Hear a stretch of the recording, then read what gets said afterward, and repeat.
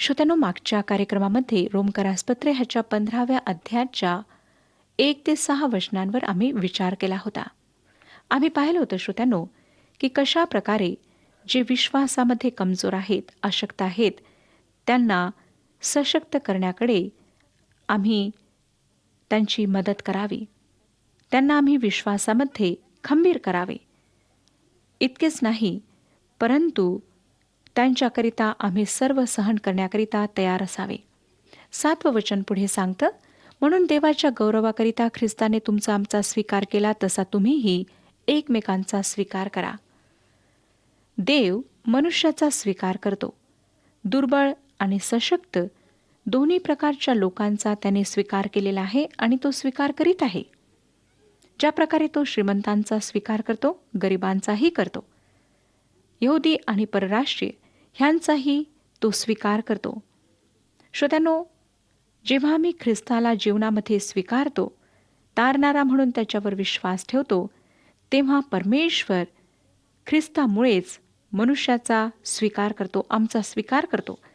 आता सशक्त आणि अशक्त ह्यांनी एकमेकांचा स्वीकार करावा आणि त्याद्वारे त्यांनी देवाचे गौरव करावे, ह्याबद्दल पॉल सांगत आहे. आणि हा प्रत्येक विश्वासणाऱ्याच्या जीवनाचा प्रमुख उद्देश असायला हवा. पुष्कळदा काय होतं, की आम्ही जेव्हा आमच्या सहवासात अशक्त लोक येतात, जे विश्वासामध्ये कमजोर आहेत असे लोक येतात, तेव्हा आम्ही त्यांचा स्वीकार करीत नाही. कारण आम्ही त्यांच्यापेक्षा स्वतःला फार वरचढ असे समजतो. आज आमच्या समाजामध्ये लहान लहान गोष्टींमुळे बरेच मतभेद आहेत. आम्ही त्यामुळे एकमेकांशी संगती करीत नाही. स्वतःला दुसऱ्यांहून चांगले समजू लागतो. आमचे विचार एकमेकांशी जुळत नाहीत. परंतु तरीसुद्धा जर मुख्य उद्देशाविषयी आम्ही एकमत आहोत, तर आम्हाला दुसऱ्या विश्वासणाऱ्यांचा स्वीकार करायचा आहे. ज्या प्रकारे येशू ख्रिस्ताने देवाच्या गौरवासाठी आमचा स्वीकार केला. आम्हाला आपसी मतभेद दूर करायचे आहेत. लहान लहान गोष्टींना आमच्या जीवनातून आम्हाला काढायचे आहे, जेणेकरून आमच्यामध्ये एकता दिसावी. श्रोत्यांनो, जेव्हा आम्ही परमेश्वराच्या सहवासात असतो आणि त्याच्या संगतीत चालतो, तेव्हा आम्ही त्याचे गौरव पाहू शकतो आणि तेव्हाच आम्ही सर्व एकमताचे बनू शकतो. आम्हाला बऱ्याच गोष्टींमध्ये बदल करायचा आहे. आम्ही सर्वजण एक दिवस बदलणार आहोत. आम्ही परमेश्वराच्या प्रतिमेमध्ये बदलणार आहोत. आम्ही त्याच्यासारखे होणार आहोत आणि त्यावेळेला आमच्यामध्ये मतभेद राहणार नाहीत. आम्ही एकमेकांशी सहमत असणार आहोत. म्हणून अवश्य आहे श्रोत्यानो, की जेव्हा आम्ही ह्या पृथ्वीवर राहत आहोत, तेव्हा आमच्यामध्ये एकमत असावे. ह्या सत्याच्या दृष्टिकोनातून आम्हाला ज्या गोष्टींमध्ये आम्ही एकमत आहोत, त्यावर लक्ष केंद्रित करायचे आहे. 8 आणि 9 वचने पुढे सांगतात, कारण मी असे म्हणतो की देवाच्या सत्याकरिता ख्रिस्त सुनता झालेल्या लोकांचा सेवक झाला, असे की पूर्वजास दिलेली अभिवचने त्याने निश्चित करावी आणि परराष्ट्रीयांनी त्याच्या दयेमुळे देवाचे गौरव करावे. शास्त्रात असे लिहिले आहे की म्हणून परराष्ट्रीयांमध्ये मी तुझे स्तवन करीन व तुझ्या नावाचे स्तोत्र गाईन. श्रोत्यानो, जेव्हा प्रभू येशू ख्रिस्त ह्या जगात आला, तेव्हा तो सुनता झालेल्या लोकांचा सेवक झाला. हे फक्त ह्याच ठिकाणी उल्लेखण्यात आलेले आहे. त्याची सेवा इस्रायलांपर्यंतच सीमित होती. त्याने मत्ते शुभवर्तमान 15 अध्याय आणि 24व्या वचनात अशा प्रकारे स्वतःविषयी फार मोकळेपणाने सांगितले. त्याने उत्तर दिले, इस्रायलाच्या घराण्यातील हरवलेल्या मेंढराखेरीज इतर कोणाकडे मला पाठविलेले नाही. तसेच मत्ते शुभवर्तमान 10 अध्याय आणि 6व्या वचनामध्ये त्याने आपल्या शिष्यांना सांगितले, तर इस्रायल घराण्यातील हरवलेल्या मेंढराकडे जा. सुमारे 2000 वर्षांपूर्वी ख्रिस्त ह्या जगात आला आणि तो अब्राहम, इसाक आणि याकोब ह्यांना दिलेल्या वचनाची पूर्णता करायास आला. देवाने सांगितले, अब्राहमाच्या कुळात त्याचा जन्म होईल आणि तो संपूर्ण जगाकरिता आशीर्वादाचे कारण होईल. ख्रिस्त यहुदी आणि परराष्ट्रीय दोघांनाही आशीर्वाद म्हणून आला. लूक शुभवर्तमान 2 अध्याय आणि 21 वचन पहा काय सांगतं. लूक शुभवर्तमान 2 अध्याय 21 वचन. 8वा दिवस म्हणजे सुनतेचा दिवस आल्यावर त्याचे नाव येशू ठेवण्यात आले. हे तो उदरात संभवण्यापूर्वीच देवदूताने ठेवले होते. आणि जर त्याचा जन्म श्रोत्यानो अब्राम आणि दावीद ह्याच्या कुळात झाला नसता आणि त्याने नियमशास्त्राचे पालन केले नसते, तर तो येशू होऊ शकला नसता. जेव्हा त्याची सुनता झाली तेव्हा त्याचे नाव येशू ठेवण्यात आले. तो मोशेचे नियमशास्त्र पूर्ण करण्यास आला. गलतीकरासपत्र 4 अध्याय 4 आणि 5 वचने सांगतात. गलतीकरासपत्र 4 अध्याय 4 आणि 5 वचने. परंतु काळाची पूर्णता झाली तेव्हा देवाने आपल्या पुत्राला पाठविले. तो स्त्रीपासून जन्मलेला, नियमशास्त्राधीन असा जन्मलेला असा होता. ह्यात उद्देश हा होता की जे नियमशास्त्राधीन होते त्यास त्याने खंडणी भरून सोडवावे आणि आपल्याला पुत्राचा हक्क मिळावा. श्रोत्यानो, तारण हे इस्रायल राष्ट्रात येशूच्याद्वारे जुन्या करारातील सर्व अभिवचनांची सत्यता निश्चित आणि पूर्ण करण्याद्वारे आले. ह्या पद्धतीने परराष्ट्रीयांकडे ते आणण्यात आले. परराष्ट्रीयाचे तारण हे फक्त देवाच्या कृपेमुळे झालेले आहे. परराष्ट्रीयांच्या पूर्वजांना देवाने कधीही कोणतीही वचन दिले नव्हते, अभिवचन दिले नव्हते. अब्राम, इसाक आणि याकोब ह्यांना आश्वासने दिलीत. यहूद्यांच्या पूर्वजांना दिलेल्या अभिवचनांची निश्चिती करण्याकरिता ख्रिस्त आला. येशू ह्यासाठी जगात आला की त्याच्याद्वारे परराष्ट्रीयांना देवाची कृपा प्राप्त व्हावी. परराष्ट्रीयांनी ह्यासाठी देवाचे गौरव करायला पाहिजे. मी देवाचे उपकार मानते श्रोत्यानो की त्याने माझ्या पूर्वजांसाठी शुभवर्तमान दिले. ते तसे पाहिले तर मूर्तीपूजक आणि जंगली होते. देवाची कृपा प्राप्त करण्याजोगे त्यांनी काहीच केलेले नव्हते, परंतु देवाने स्वतःच्या प्रेमामुळे त्यांच्यावर कृपादृष्टी केली. ह्याद्वारे जुन्या करारातील 4 संदर्भांचा परिचय होतो, जिथे सांगण्यात आले आहे की परराष्ट्रीयांनी देवाची स्तुती करावी. स्तोत्रसंहिता 18 अध्याय 49 वचनामध्ये असे लिहिण्यात आले आहे. स्तोत्रसंहिता 18:49 वचन. म्हणून हे परमेश्वरा, मी राष्ट्रामध्ये तुझे स्तवन करीन, तुझ्या नावाची स्तोत्रे गाईन. ख्रिस्त हा देवाची स्तुती परराष्ट्रीयांच्या द्वारे करीत आहे, ज्यात त्यांचे परिवर्तन दर्शविण्यात आलेले आहे. 15 अध्याय 10 वचन पुढे सांगतं, परराष्ट्रीयांनो त्याच्या प्रजेबरोबर जय जयकार करा, असे तो पुन्हा म्हणतो. हा संदर्भ अनुवादाच्या पुस्तकातला आहे. अनुवादाचे पुस्तक 32 अध्याय आणि 43 वचन सांगतं. अनुवादाचे पुस्तक 32 अध्याय 43 वचन. राष्ट्रांनो त्याच्या प्रजेचा जय जयकार करा, कारण तो आपल्या सेवकाच्या रक्तपाताचा बदला घेईल. तो आपल्या विरोधकांचा सूड उगवेल. तो आपला देश व आपली प्रजा ह्यांच्यासाठी प्रायश्चित करेल. ह्याद्वारे मोशेच्या गीताची समाप्ती होते, ज्यात 1000 वर्षाचे राज्य येऊपर्यंत इस्रायल राष्ट्राच्या इतिहासाची संदेश त्यांची वार्ता आहे. हे संदेश त्यांच्याद्वारे सांगण्यात आले होते. श्रोत्यानो, रोमकरासपत्र 15 अध्याय 11 वचन पुढे सांगतं, सर्व परराष्ट्रीयांनो परमेश्वराचे स्तवन करा आणि सर्व लोक त्याचे स्तवन करोत, असेही तो पुन्हा म्हणतो. हा संदर्भ सगळ्यात लहान स्तोत्र 117 ह्यातून घेण्यात आलेला आहे. हे वचन आम्हाला सांगतं, अहो सर्व राष्ट्रांनो परमेश्वराचे स्तवन करा, अहो सर्व लोकांनो त्याचे स्तवन करा. ह्या वचनात परराष्ट्रीयांना इस्रायल बरोबर देवाची स्तुती करण्यासाठी आमंत्रण देण्यात आलेले आहे. आणि ह्या वचनात सर्व हा शब्द 2 वेळा आलेला आहे आणि हा खरोखर मनोवेधक आहे. 12 वचन पुढे सांगतं, आणखी यशया म्हणतो, इशायाचा अंकुर फुटेल, तो परराष्ट्रीयांवर अधिकार कराव्यास उभा राहील, त्याच्यावर परराष्ट्रीय आशा ठेवतील.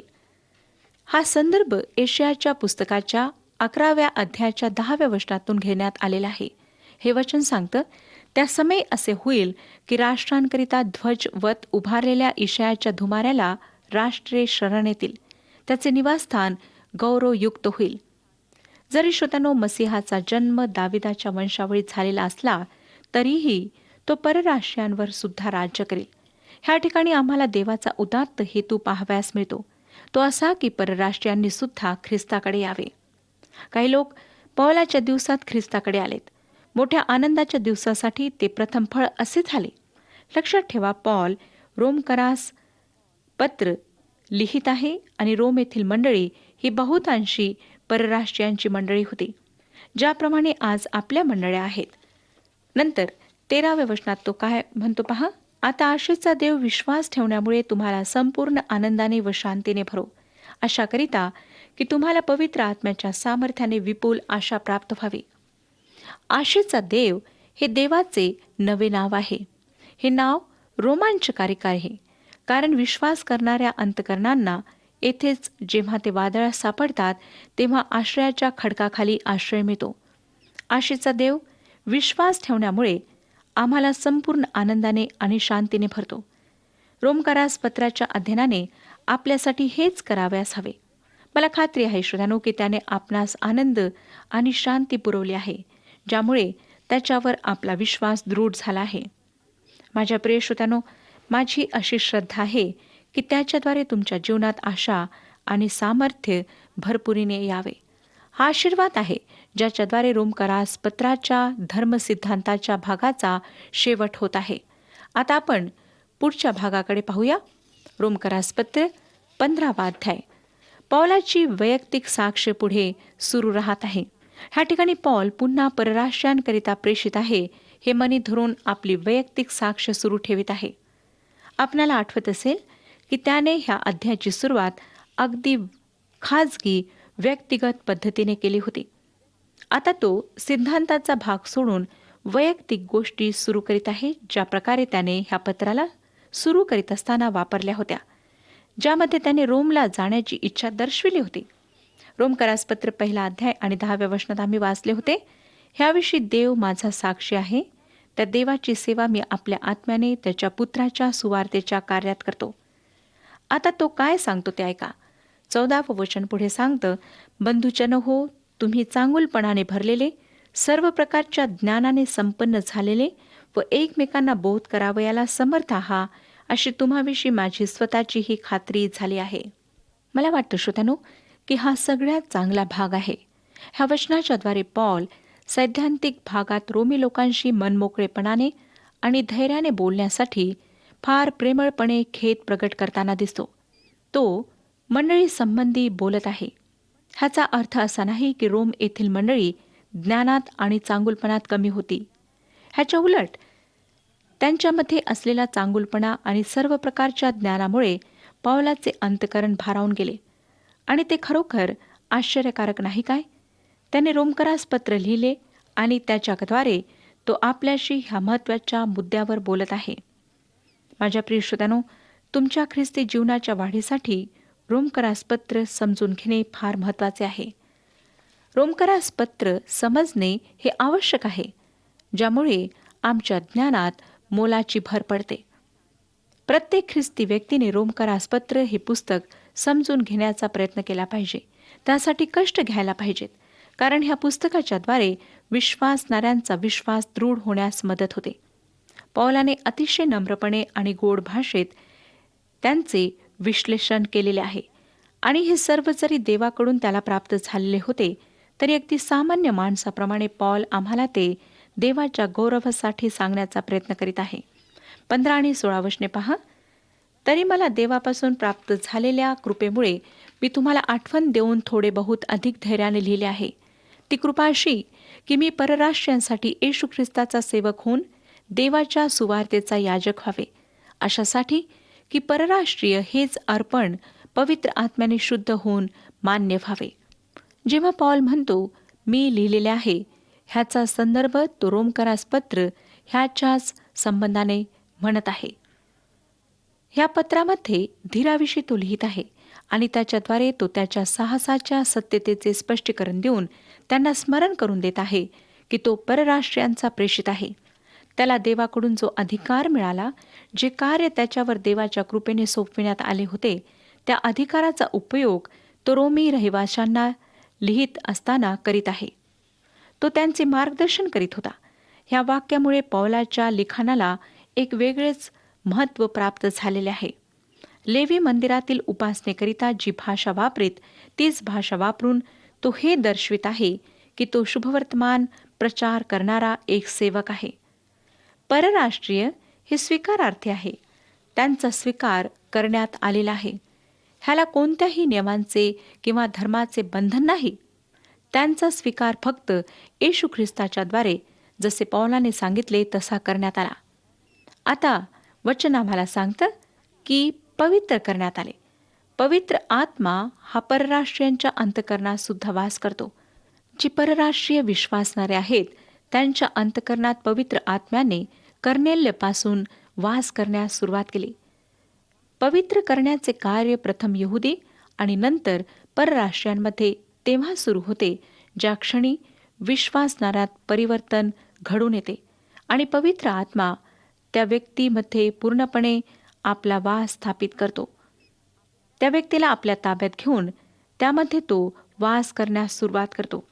पौलाने शुभवर्तमान सांगितले, परंतु ज्या वेळेस त्यांनी विश्वास केला तेव्हा देवाने त्यांना पवित्र आत्मा दिला. विश्वास ठेवला त्यावेळेस त्यांना पवित्र आत्मा प्राप्त झाला.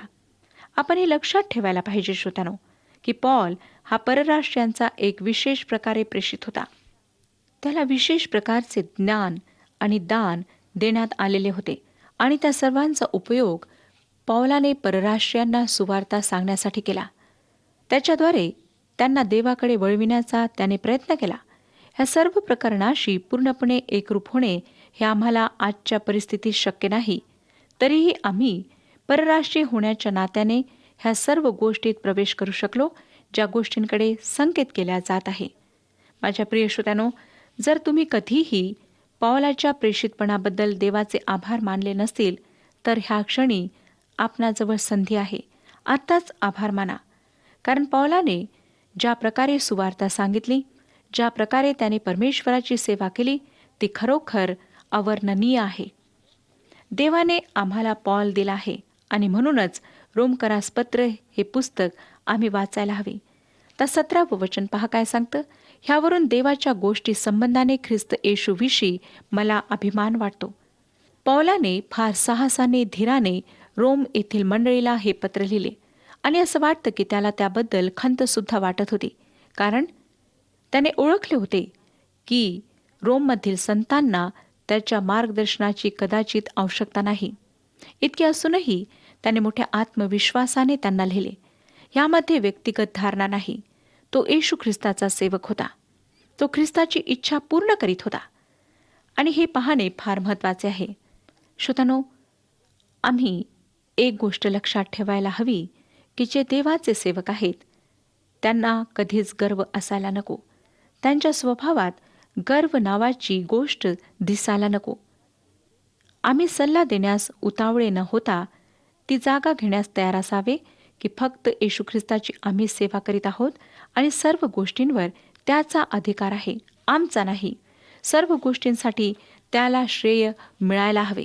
बरेचदा आम्ही सेवा तर करतो, परंतु प्रत्येक वेळेला स्वतःकडे त्याचे श्रेय घेतो. लोकांनी आमची स्तुती करावी, आमची प्रशंसा करावी, सर्व गोष्टींबद्दल आम्हाला त्यांनी मान द्यावा ही आमची अपेक्षा असते. परंतु श्रोत्यांनो, पौलाच्या जीवनातून आम्हाला दिसतं की पौलाने स्वतःला काही न समजता प्रत्येक वेळेला ख्रिस्ताचे नाव उंचावले.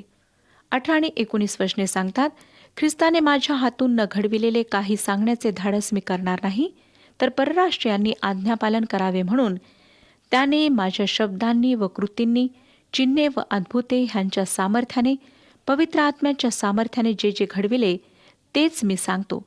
ते हे की येरुशलेमेपासून सभोवती इल्लुरिकामापर्यंत मी ख्रिस्ताची सुवार्ता पूर्णपणे सांगितली आहे.